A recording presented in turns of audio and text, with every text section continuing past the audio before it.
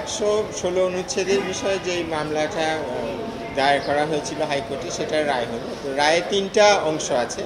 প্রথম অংশ হলো 116 অনুচ্ছেদকে পরবর্তীতে যেভাবে সংশোধন করা হয়েছিল, সেই সংশোধন সবগুলো আজকে বাতিল ঘোষণা করা হয়েছে। আপনারা জানেন যে 116 অনুচ্ছেদ 1972 সালে যেভাবে ছিল, তাতে অধস্তন আদালতের নিয়ন্ত্রণ সম্পূর্ণভাবে সুপ্রিম কোর্টের উপর ন্যস্ত ছিল।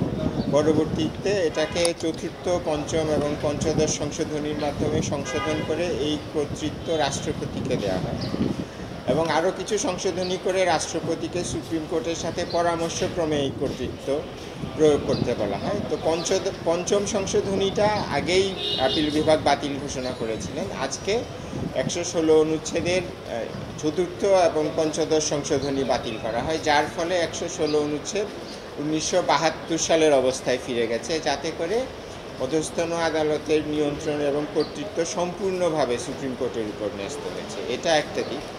আরেকটা দিক হলো, আদালত বলেছেন যে যেহেতু 116 অনুচ্ছেদ পূর্ব অবস্থায় ফিরে গেছে, কাজেই পরিবর্তিত 116 অনুচ্ছেদের আলোকে যেই শৃঙ্খলা বিধি প্রণয়ন করা হয়েছিল, সেই শৃঙ্খলা বিধি বাতিল ঘোষণা করেছেন। এটা দ্বিতীয় অংশ। আর তৃতীয় অংশ হচ্ছে, সুপ্রিম কোর্টের অধীনে একটি বিচার বিভাগের জন্য পৃথক সচিবালয় প্রতিষ্ঠা করার জন্য আদালত ডিরেকশন দিয়েছেন এবং এই সচিবালয় আগামী 3 মাসের মধ্যে প্রতিষ্ঠা করতে বলেছেন। তো এই 3টা অংশ, এবং এই 3টা অংশই রুলের অংশ ছিল, কাজেই রুল সম্পূর্ণভাবে যথাযথ ঘোষণা করেছেন আদালত এবং সুপ্রিম কোর্ট প্রতিষ্ঠা করবেন সরকারের সহায়তায়। হ্যাঁ, সেটা আমি বলছি। তার আগে আমি প্রথমে বলি যে আমি মনে করি এটা একটা খুবই ঐতিহাসিক রায় হয়েছে এবং একটা ঐতিহাসিক মুহূর্তে ওই ইতিহাসের সঠিক জায়গায়, রাইট সাইড অফ হিস্ট্রিতে এটা রায় হয়েছে, একটা ঐতিহাসিক রায়। এবং এর মাধ্যমে দীর্ঘদিনের বাংলাদেশের মানুষের একটা দাবি ছিল যে বিচার বিভাগের নিয়ন্ত্রণ সুপ্রিম কোর্টের কাছে থাকা উচিত, কারণ এটা যদি এক্সিকিউটিভ ব্রাঞ্চের কাছে থাকে তাহলে জনগণের অধিকার রক্ষার ক্ষেত্রে নানা ধরনের প্রতিবন্ধকতার সৃষ্টি হয় এবং বিচার বিভাগ স্বাধীনভাবে কাজ করতে পারে না।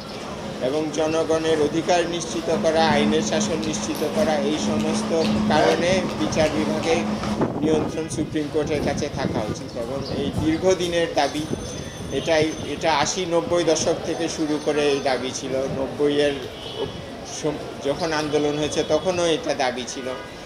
অনেকগুলো তত্ত্বাবধায়ক সরকার অনেকভাবে চেষ্টা করেছেন, মাজদার হোসেন মামলা দিয়ে এটা চেষ্টা করা হয়েছে, কিন্তু সম্পূর্ণভাবে এই নিয়ন্ত্রণ সুপ্রিম কোর্টের উপর ন্যস্ত করা সম্ভব হয়নি, সুপ্রিম কোর্টের পূর্ণ নিয়ন্ত্রণ প্রতিষ্ঠা করা সম্ভব হয়নি। নানাভাবে চেষ্টা করা হয়েছিল, কিন্তু বারবার আমাদের সুপ্রিম কোর্ট বলেছিলেন যে 116 অনুচ্ছেদকে তার পূর্বের অবস্থায় ফিরিয়ে না নিয়ে গেলে এই নিয়ন্ত্রণ সম্পূর্ণভাবে প্রতিষ্ঠা করা যাবে না, একটা গোজামিলের ব্যাপার হবে। কাজেই একটা ঐতিহাসিক মুহূর্তে, ঐতিহাসিক একটা রায়ের মাধ্যমে 116 ধারা তার যথাযথ অবস্থায় ফিরে গেল। এবং আপনারা জানেন যে সরকার থেকে বলা, এই রুলের ব্যাপারে বিরোধিতা করা হয়েছিল। আমি যেটা বললাম, রায়ের 3টা অংশ আছে, 116 অনুচ্ছেদ একটা অংশ, পৃথক সচিবালয় একটা অংশ এবং শৃঙ্খলা বিধি একটা অংশ। সরকার শুধুমাত্র পৃথক সচিবালয় প্রতিষ্ঠা করাটা সমর্থন করেছিলেন, আর সবই বিরোধিতা করেছিলেন। তো সেই ক্ষেত্রে আমি বলেছিলাম যে 116 অনুচ্ছেদকে যদি পূর্ব অবস্থায় ফিরিয়ে না নিয়ে একটা পৃথক সচিবালয় প্রতিষ্ঠা করা হয়, তাহলে এই সচিবালয় কোনো কার্যকর সচিবালয় হবে না এবং এই সচিবালয় একটা দালান ছাড়া কোনো কিছু হবে না, একটা বিল্ডিং ছাড়া কোনো কিছু হবে না।